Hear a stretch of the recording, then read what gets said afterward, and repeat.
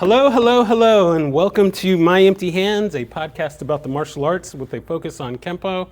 As always, I am your host, Reggie Darden, and today I'm going to go ahead and turn on the Ass Kiss Rodeo siren because I'm always excited for all my guests, but I've been really excited for this one. Have one of my Brazilian Jiu-Jitsu professors, Professor Phillip Bulloch, and I'm excited for a number of reasons to have him on. Just because one, he's an awesome guy and tells great stories. Got a lot of enthusiasm, which I love. But he when I started training jiu-jitsu here, I kind of buried the lead in that I did not know that he started out in Kenpo, and not only that, I had no idea that he was a black belt in Kenpo, and on top of that, he trained with the great Paul Mills. So I was quite stunned and surprised to have all of this information thrust upon me, but I'm excited to have him on and strong arm him to not talk about Brazilian Jiu-Jitsu, at least for a few minutes. And yeah, I want to get into his Kenpo journey, and then I of course want him to tell the fabulous story about how he got into Brazilian Jiu-Jitsu, because I love that story, and I can't tell it as well as he does, but we'll get into that in a bit. But yeah, so we'll take it back to the beginning. How did Kenpo find you? How did the martial arts find you? Where did it start? All right, and then we'll go from there. So it started back in 1997. I was working at a grocery store called Winn-Dixie, and they no longer exist. I think maybe one's in Florida, but it was a huge grocery store in the South. And anyway, I was working there, and I was stocking shelves overnight, and I was just bored out of my mind, literally bored out of my mind. And I told myself that I needed to do something, and I was either going to go join the military or I was going to join a martial arts school. So that day I went over to the Army recruiting office that was across the street from my apartments, and I asked the recruiter, and he was like, well, what do you want to do? And I was like, well, I'd like to do reserve, 1 week in a month, 2 weeks out of the year. That's perfect for me. It gives me a hobby. Let's do that. And so he's, all right. And so, we go downtown on another day, and we take this test, this ASVAB test to get in. Yeah. Let me tell you something, Reggie. In the history of me taking tests, I am horrible at test taking. Horrible. I've taken tests to be a police officer before. I'm horrible at written tests. For some reason that day, I don't know what happened, man, but I didn't ace this thing, but it was enough where this dude was pushing me to go full time, wanted 4 years, and was talking, you could go career and all this. And I didn't want to do it. I just wanted to do reserve. I'm 17 years old, and he's pushing, let's go. And I remember I was turning 18 in just a few months. It was under 6 months, and he was just pushing me, and I was like, no, I don't want to do that. And so I decided, all right, let me go check out some martial arts schools. So I got off work another day, and I started going around to all the schools in the DFW area. And I went to 7 different schools. I checked out Taekwondo. I checked out a regular karate school. I checked out a Tang Soo Do school. I checked out a Brazilian Jiu-Jitsu school. I just checked out all these different schools, and they just all... They were cool. I mean, there was some I like. I loved the Tang Soo Do school. That was an amazing academy. That was one of my top choices. But the last stop I went to was this little hole-in-the-wall Kenpo school in North Richland Hills. And me and my buddy, he went to like 2 or 3 of the schools with me. He was with me that day. His name's Pete Vermillion, one of my best friends. We walk in there, and nobody's up at the front. It's an empty academy. And this big fat guy walks out of the back with a red mullet. And he's like, hey, can I help you, gentlemen? And I'm 17, and I'm like, yeah, is the instructor here? He goes, I'm the instructor. And I was like, really? Like, who the heck is this guy? And so anyway, I had checked out so many schools. I was just, all the instructors said they're the best because of this. And I really, being a typical teenager, Wasn't trying to listen to this guy spill. So he was trying to say, oh, Kenpo was designed, for a lethal street martial art and, blah, blah, blah. And I was like, yeah, whatever. And I was basically discrediting everything he was saying. Not discrediting, but it was just like I didn't believe him. And finally he goes, no, if somebody throws a strike, we can stop them in their tracks. I can follow up with different strikes. It's one of the fastest martial arts. And he goes, why don't you throw a punch at me? And I was like, what? And he goes, yeah, throw a punch at me, I'll show you. And I looked at my buddy and goes, hit him. I was like, all right. So I threw a punch, and man, not only did I hear this, I felt this like I was getting shot by a machine gun. And the next thing you know, I hit the floor, and I'm looking up, and this guy is in his Kenpo stance, and his eyes are wide open. And he's just staring at me, and I'm like, all right, yeah, this is awesome. I'll sign up for sure. And so I left that day. I went and got my money out of the Wells Fargo Bank, and I signed up at 17 years old, and I got started training, man. And that was my first Kenpo experience. And so I was under Keith Gorham at the time. He was in North Richland Hills, and he was in the AKKI, the American Kenpo Karate International, and that is Paul Mills Association.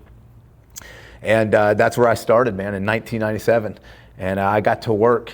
And I went through all my colored belt tests. We did well, and then I tested for my black belt in Las Vegas in 2000 in front of Paul Mills and the entire board. And that's when I got my black belt. And so it was pretty cool. And it didn't stop there. I kept training. So nice. Now, did you do any other while you were doing Kenpo? Not while I was doing Kenpo, no. Don't get me wrong. I played around with stuff, like you do. You watch a movie and you're like, oh, let me try this judo throw. And we played around with stuff, but I didn't actually go to another academy and train. I learned nunchucks on my own by watching, the videos and books back then, because we didn't have the internet. I mean, we did, but it wasn't like it is today. We didn't have cell phones with cameras and all that. So I had the Bruce Lee Jeet Kune Do book, and I was always studying, man. Just like you, I'm a nerd of the martial arts. So I taught myself nunchucks, not proficient at all, but to where I can spin them on my hand and behind my back. And then of course in Kenpo we learned knives and sticks, which was amazing. And no, I didn't train any other martial art up until 2002.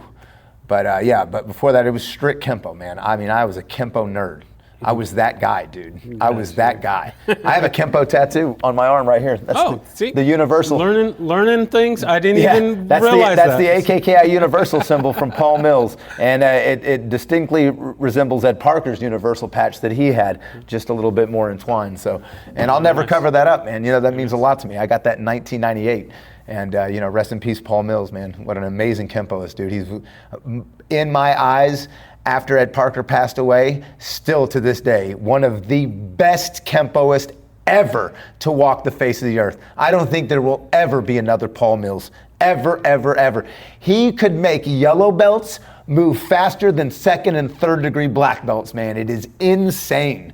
Absolutely insane, dude. The guy was like a Kenpo god, man. And I was lucky enough to be in his association and learn from him. And it was a great ride, dude. Gotcha. Now, when did you start? When did you get to kind of train with him officially, or? That's a good question, man. And I pardon my memory. This is 25, 27 years ago that all this stuff happened. Let's see. So Mr. Gorham broke away from the AKKI. And, he gave us a spiel like, I need to just part ways and blah, blah, blah. And, and he really didn't give us a really good answer of why he left. But I was loyal to my instructor, and he said, nothing's going to change, because I love the AKKI. I love the speed, and there's nobody else to teach it around here. So if we're going to continue in that direction, we're just not going to be associated with it, fine. So I stuck with Mr. Gorham. But man, he started changing stuff up. And he started to get where he asked me to slow down my techniques in a technique line. And I just couldn't get behind that. So my friend and good friend, Mr. John Connolly, who was a 5th or 6th degree black belt in the AKKI at that time, lived in Hearst. Now, he didn't have a school because he was a pilot for American Airlines, but he taught out of his garage. So I just called him up and said, hey man, I'm not down with what he's teaching, man.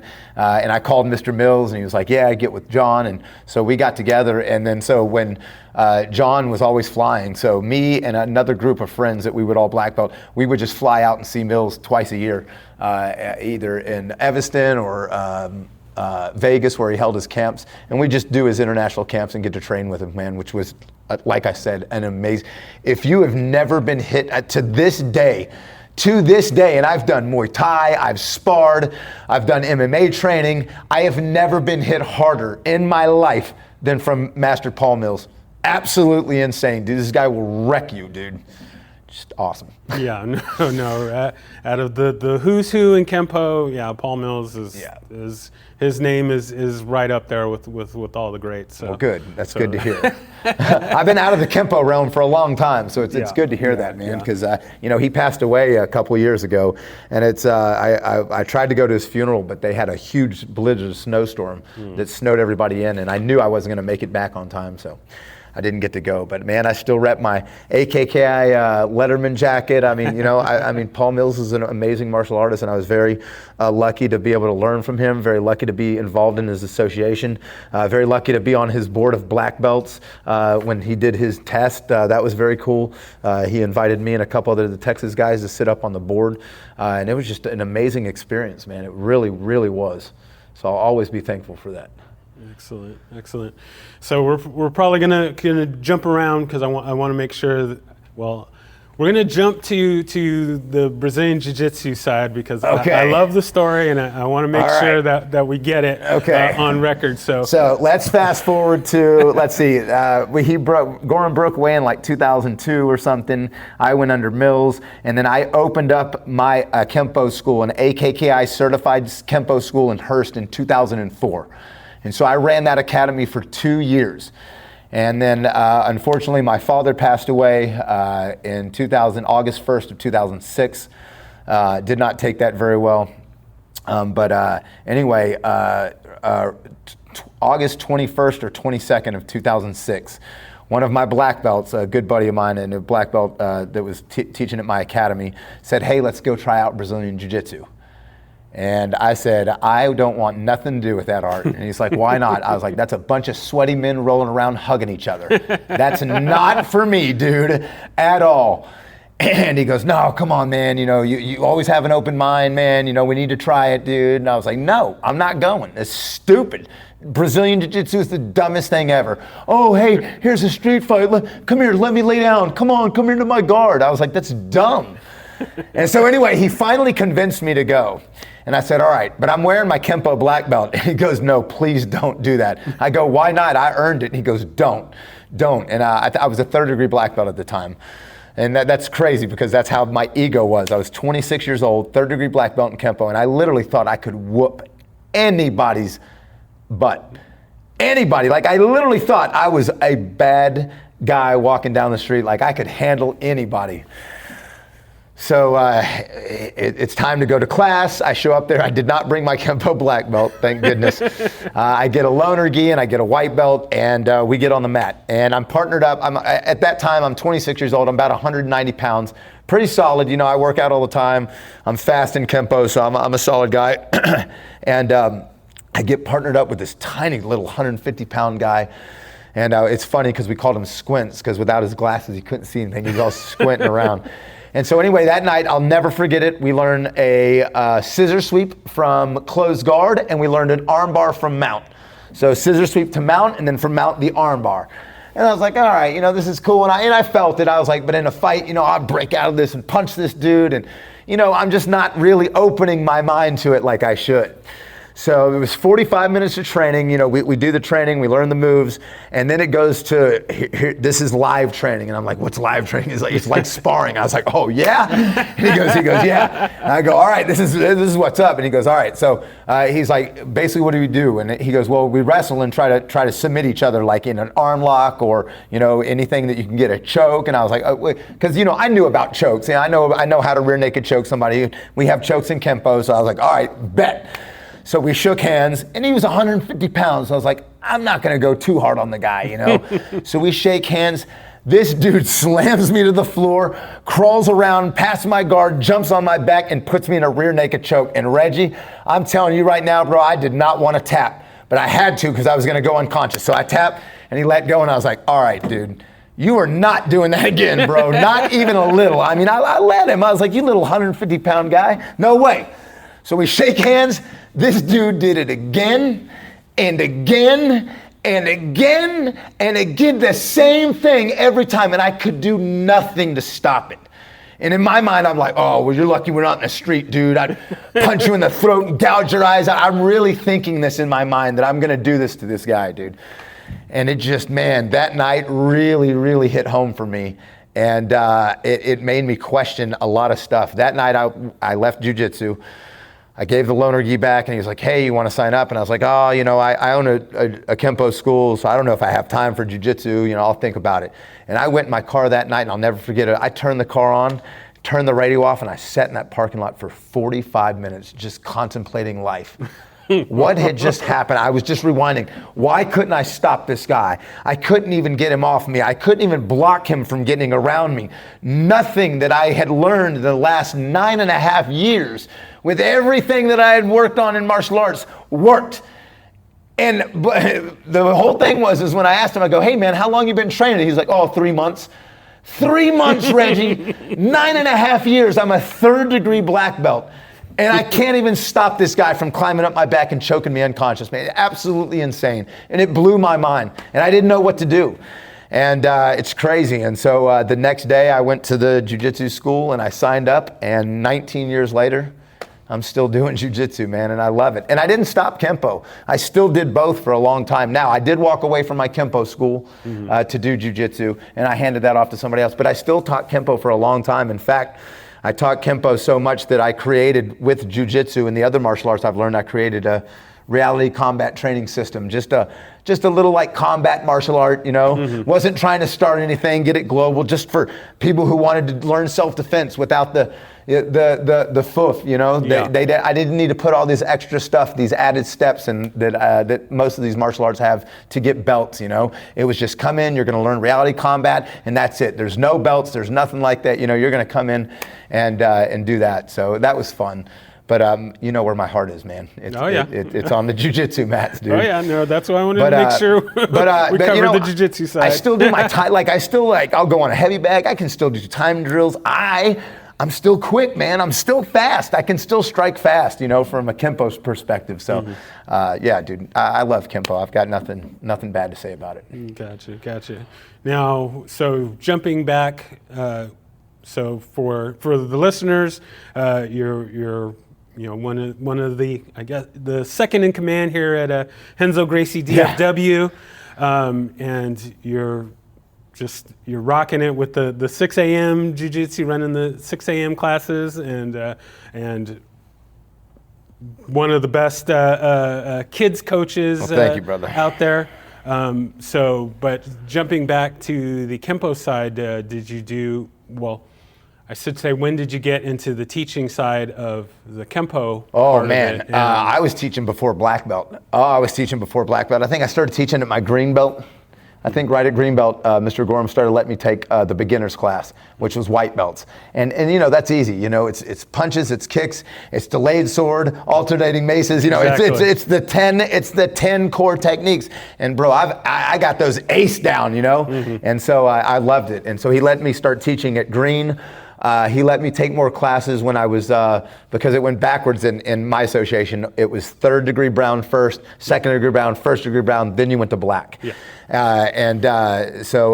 He started letting me get more classes at brown. And then by black belt, literally, I was running all the show except for the advanced class. He was teaching all the black belts, and I would teach. Man, I love teaching martial arts. That is like, it's the most rewarding thing on the planet, man, to take somebody who knows nothing and to mold them and to show them that they build confidence. And it's just such an amazing thing, whether it's kid or adult, man. And I hope to be doing this till I die, man. I hope that I die on the mats teaching a class one day. I just have a heart attack. Don't cry. Say, hey, he loved what he was doing. And yeah, man, and bury me in the ground. But I love it. I love teaching martial arts. So yeah, I taught Kenpo starting at green belt. And then I didn't stop teaching Kenpo till Man, I taught all the way up till 2013, 2012, 2013. I was still teaching. I still had people come over. Hey, can I get a private lesson with you?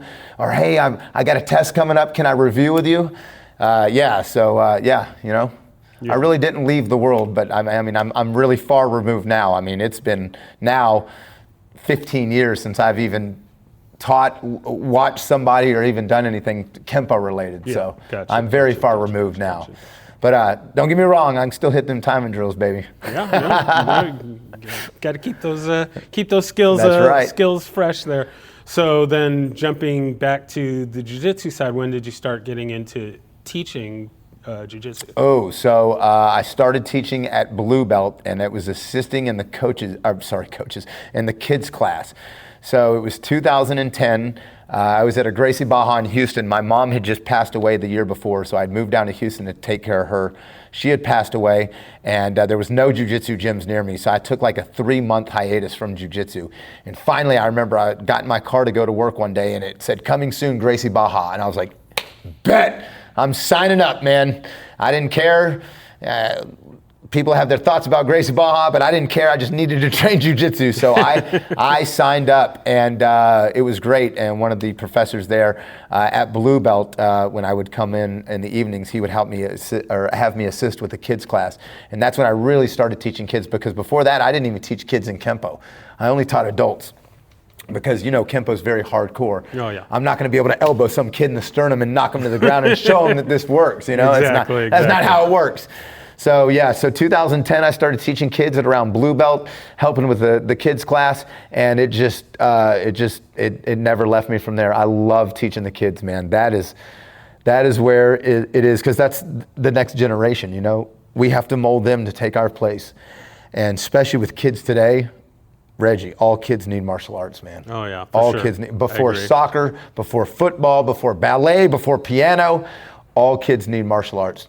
To learn what it is, to be humbled, to learn respect and discipline, humility, what it's like to be in tough situations. I have kids that cry on these mats every day, but it makes them stronger, man. And they don't cry because the class hard, it's cry because they don't win, or they don't think they're always trying to do their best. And jiu-jitsu's hard, I tell them.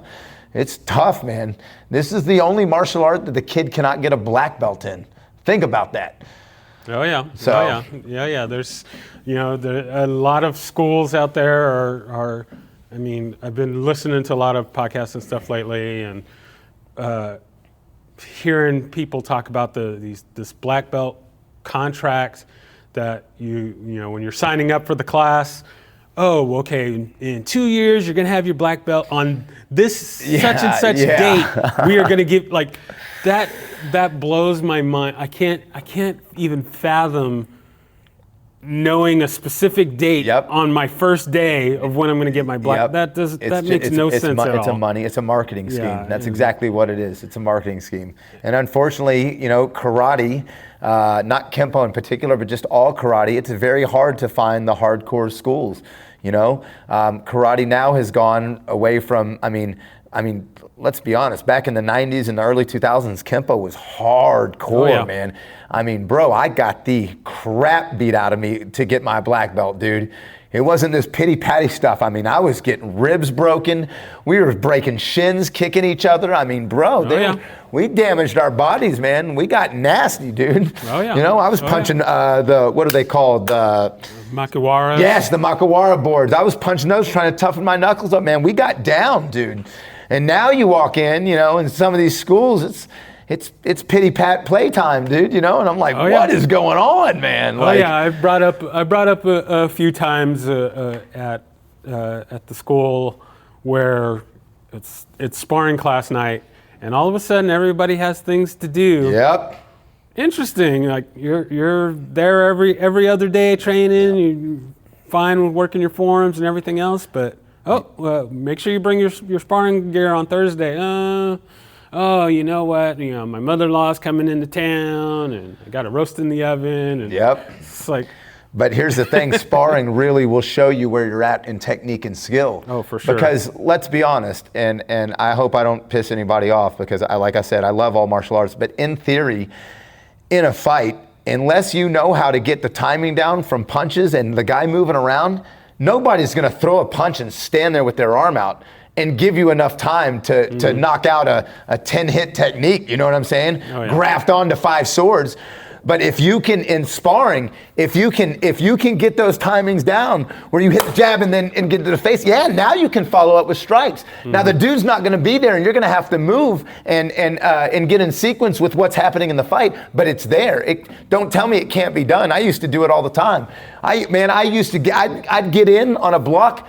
I can't tell you how many times I'd hit Sword of Destruction in a live sparring. Live sparring. And here's the thing. In a real fight, when you hit that nut check, there will be no hand strike to the neck. I promise you, bro. It's not there. Trust me. They are balled up on the floor in the fetal position. That's just how it is, you know? So, but sparring will make it to where you get, because I guarantee you, these karate guys and these Kenpo guys that don't do live sparring, that don't incorporate that in their training, they get in a fight, they're not knocking out a technique. You could give them 100 techniques, yellow to black, they're not knocking one out.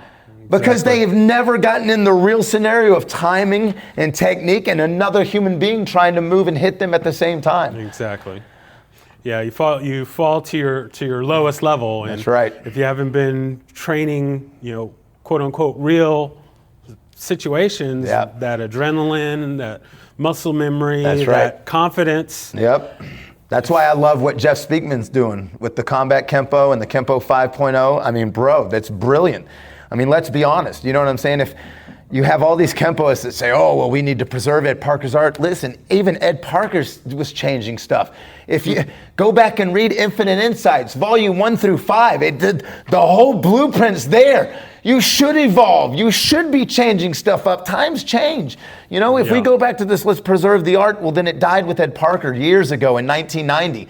Let's preserve the art. We're not going to do any more for Mills. Well, then it died with Mills. The AKKI died with, you know what I'm saying? Exactly. No, we need to preserve this. We need to keep going. We need to add a new. That's what I love about jiu-jitsu. It never ends. I learned a new move from Mike, the brown belt, this week. I've been training 9 years longer than he has. He showed me something brand new, and guess what? I used it every single round yesterday and today, and it worked beautifully.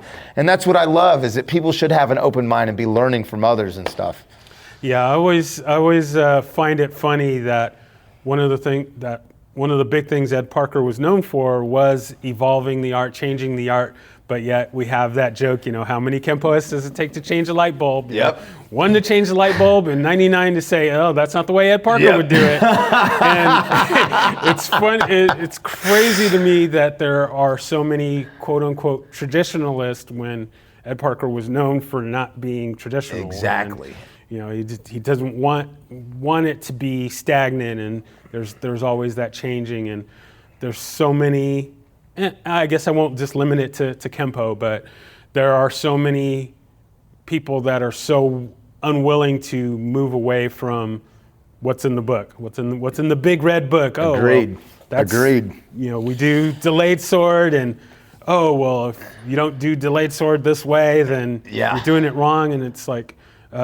So my instructor, Mr. Piper, we've done this exercise a number of times where how many techniques we're just going to take delayed sword, and how many different things how many techniques and stuff can you build off of delayed sword? Yeah. And we're the saying, number's infinite. Yeah, exactly. It is. Exactly. It's infinite. We would be like, oh well, maybe 5, 6, 7. It's like, no, you could. Infinite. You could go all day long, all week long, just using delayed sword. Just the 3 moves of delayed sword. You can alternate those to make 18 different techniques. And we haven't even talked about grafting yet. Exactly. So it's infinite. And that's what I love about Kenpo. But you're right. These guys don't open their mind, and they want to stay traditional. And it hurts them, dude. It sucks, man. I've seen a lot of grandmasters, man, fizzle out, and their associations die because they're not willing to accept new things. And gotta evolve. You have to evolve. No one art has everything. That's very true. That's very true. I'm glad you said that, Reggie, because it's true, man. You got to train a lot of stuff, man. It's all in a bag.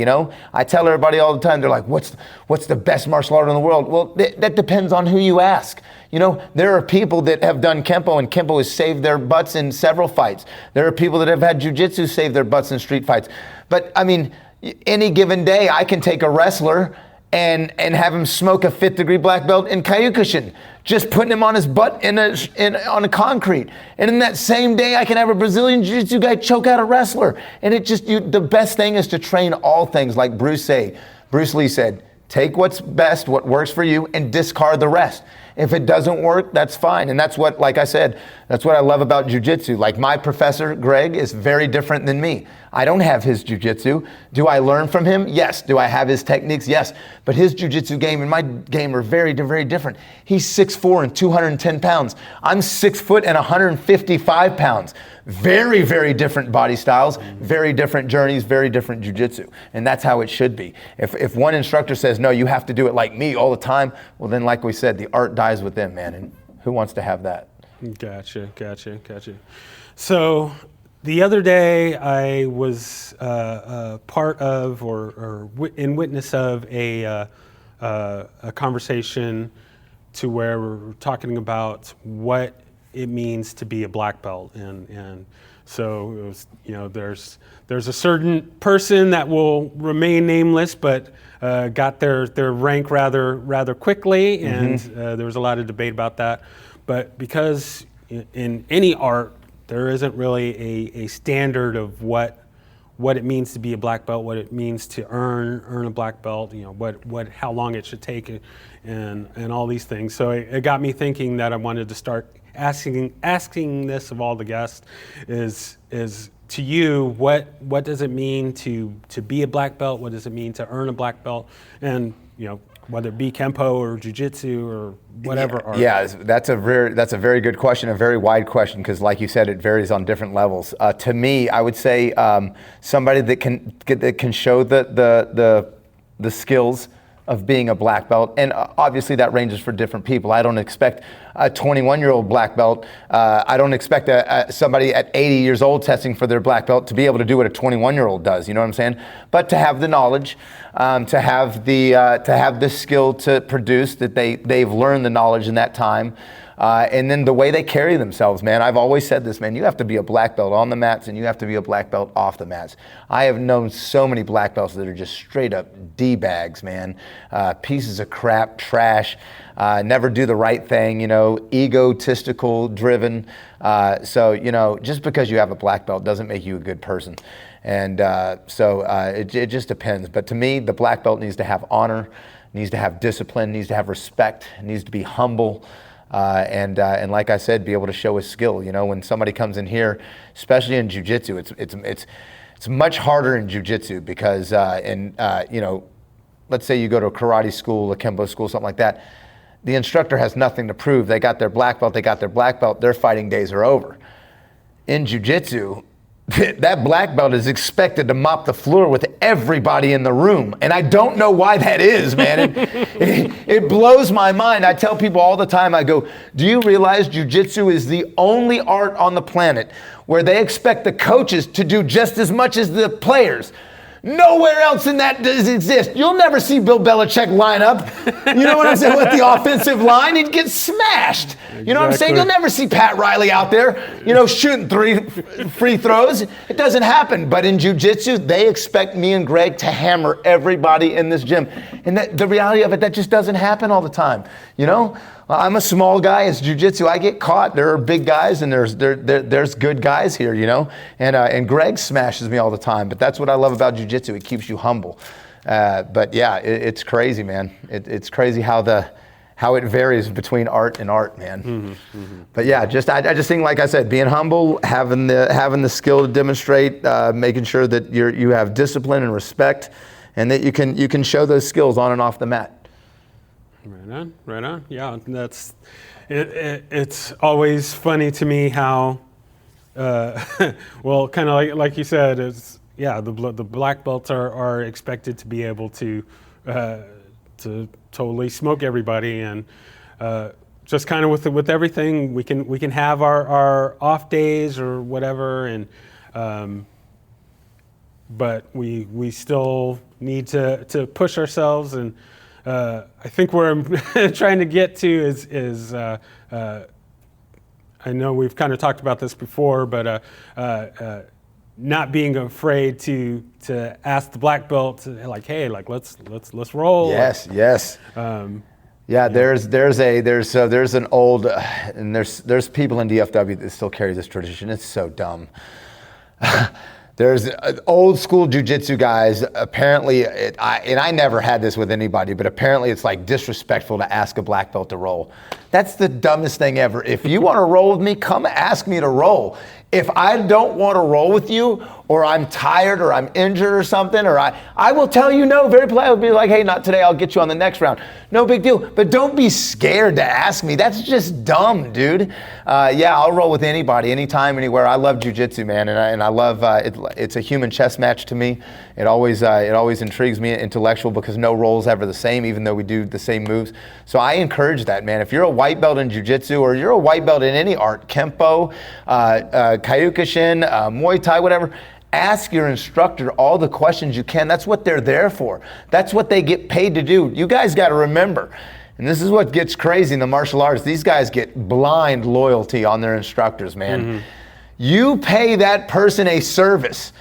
You pay that person a membership fee to learn. They don't dictate your life. You don't owe them anything.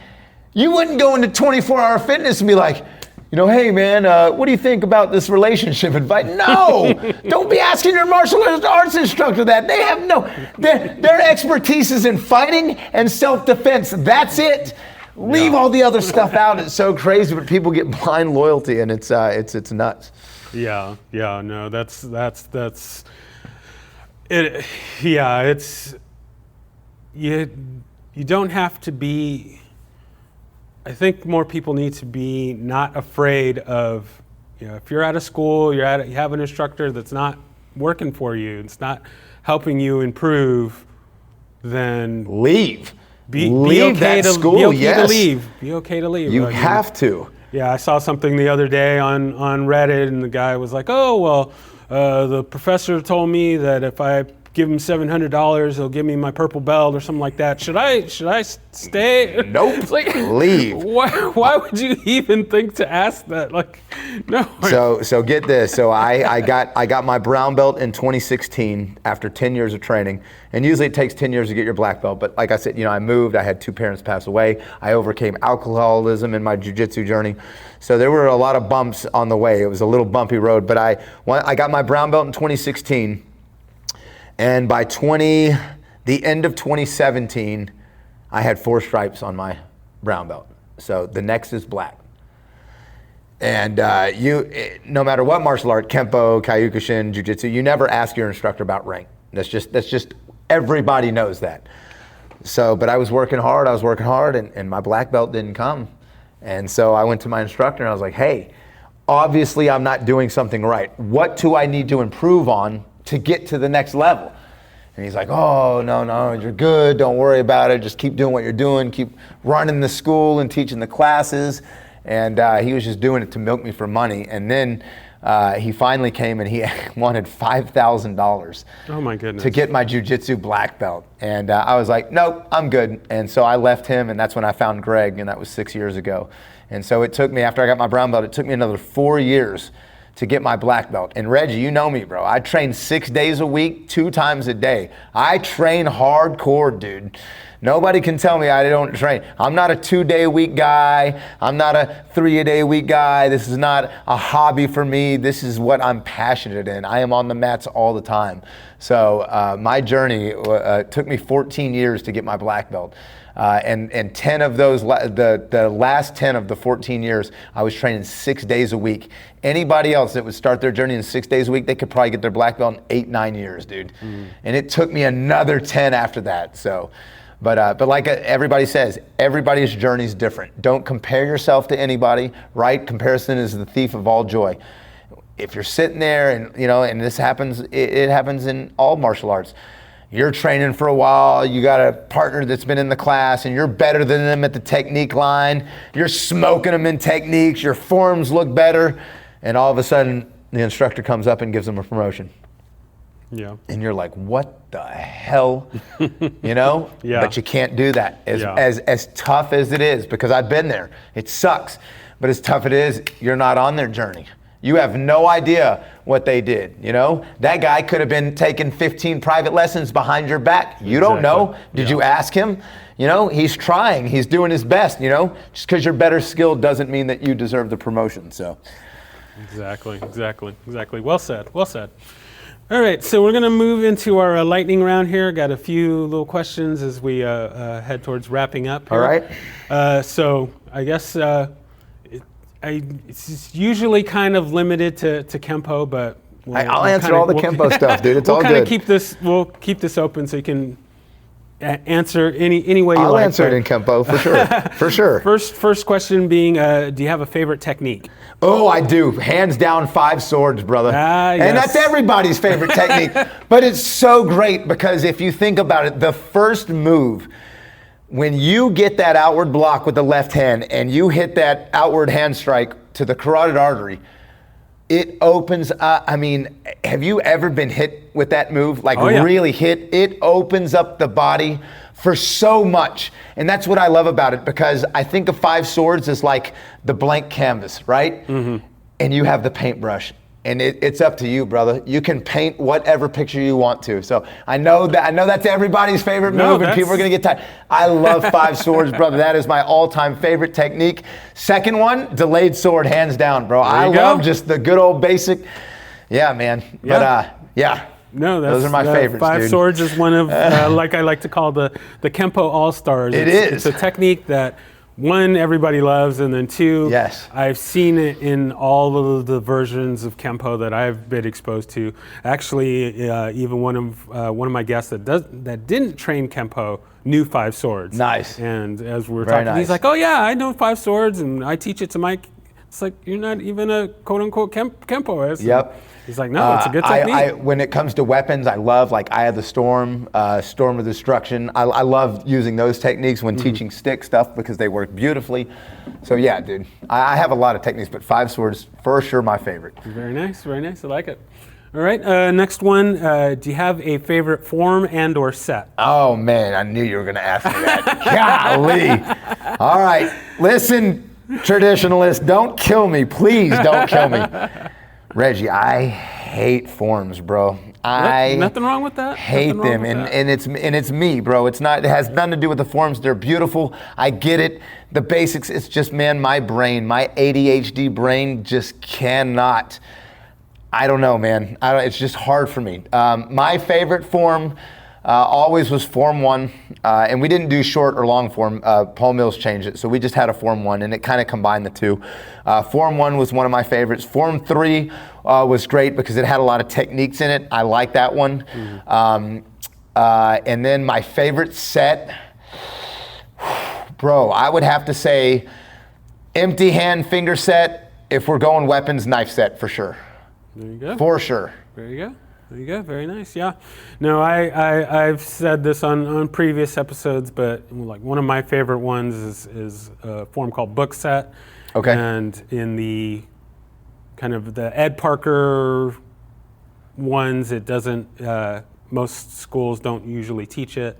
I started in a school that was kind of under the Tracy Kenpo branch, and nice. So they teach that form, but there's heat because it's like, oh well, it's not really a Kenpo form, it's more of a Kung Fu form or whatever, but yeah. I was like, I learned it in a Kenpo school, right. so it's a Kenpo that's form, right. And I like to do it, and that's fine. So I mean, listen, dude, I learned Aikido moves in my Kenpo school. I learned Judo moves in my Kenpo school. It doesn't matter. Just like you said, it's all part of the martial art, man. You know, yeah. Doesn't matter what school you're in. Learn the moves and get them down. Yeah, exactly. I mean, in my first Kenpo school, my instructors, one of his mentors was Professor Wally J. Oh, nice. And we did some sick wrist locks. I mean, that's where I got my love for wrist locks and finger locks. That's what's up. That small circle jiu-jitsu I feel bad. I stuff wrist lock one of my white belts this morning. I feel horrible. He was trying to punch me in my throat, dude, and I feel bad, so I wrist locked him, man. Hey, you gotta do what you gotta do. I mean, there's no law saying that. That's very true.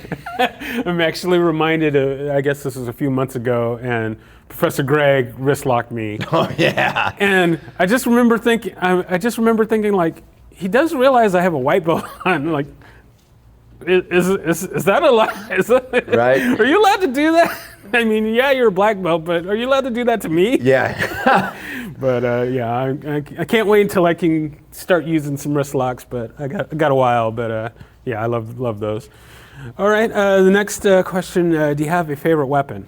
Yeah, for sure. I love knives, man. I'm a knife freak. I have a huge collection of knives at home. And what's funny is I love knives. I don't carry one on me at all. But I love knives. I can work them. I teach knife. I teach people how to fight with knives. But I don't carry one. It's funny because I'm always armed. I always have a gun. I mean, even as we're talking, my gun is 5 feet away from me. I'm always armed at all times. And so, I love the knife because of how beautiful it is. But when you get into the reality of knife fighting, it's a very, very scary situation and scary world.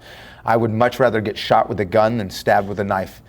Cold steel is very unforgiving, especially sharp steel. So, I would never want to get in a knife fight. If somebody ever pulled a knife on me and I had to, I would draw my firearm to back them up. If not, I would do the old Kenpo, pull my belt off, get a shoe on my hand, and start to try to defend myself. But the most thing is I would run, man, because you don't ever want to get stabbed with a knife, man. Oh, yeah. We all know we've cut our finger cutting vegetables. That shit hurts. For days it hurts, dude. Oh, yeah. So. Got the scar. I've got some scars I can show you from knife stuff. So. All right, last question here. If there's anyone that you could train with, living or dead, fictional or non-fictional, besides Ed Parker, and I guess I would say besides Helio Gracie, who would that be? Elvis Presley. Oh, hands down, I would want to train Kenpo with Elvis Presley. For sure, I would want to be in his technique line. I would want him to strike. I would want to be his partner and just bang it out with him for a solid hour, yo.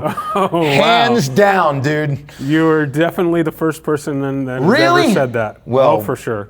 And dude, and I've talked to people that knew Elvis, and they did not say that. I would just want to train with him, bro. I knew he loved Kenpo, and I loved Kenpo, and I liked Elvis, and I would definitely want to. I would want to train with him. I would want to feel what his power was like, his technique was like. I think we'd get down, dude. Nice. I think it'd be an awesome session. Nice. I like that.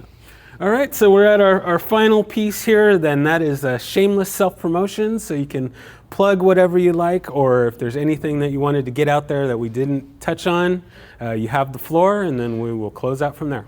No, I don't. No, I'm good. I don't shame people, so I'm good. You and I have had discussions off podcast about these fake martial artists, these McDojo guys, and they're idiots, man. But it is. I guess my thing is to anybody listening, do your due diligence. Go research a martial arts school, no matter what you're going to join. Research the instructor, do background checks on them, make sure they're not, they don't play with kiddies, they're not pedophiles, make sure they're not wife abusers, make sure that you're going to get into a good, wholesome academy and that you get around and surround yourself with good-hearted and like-minded people. That's the best advice I can give anybody. That's very well said, very well said. Well, I thank you so much for taking the time to be on and sharing your wonderful stories. Hopefully we can do this again at another point and get into more. Oh my God, there's so much stuff to get into. But since you didn't bring it up, I will bring up one. You are co-host on the Legends and Dragons podcast. Yes, yeah. I will make sure that links for that get into the show notes. You do that with one of the previous guests, Jimmy, and you guys are. Oh my God! Yeah, we're a little crazy.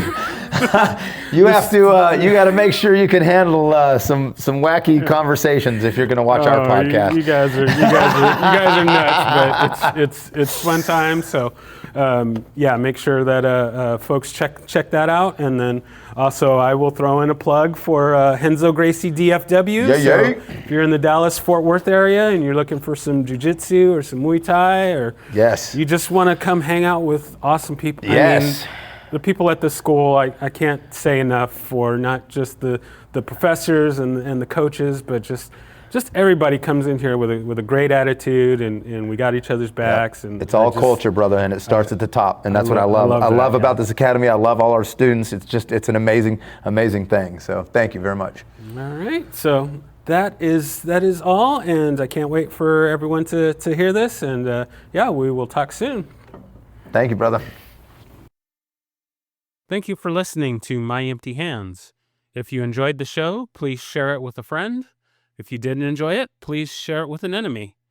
If you'd like to be a guest, or if you would like to recommend a guest for the show, please email me at podcast@talkingkenpo.com.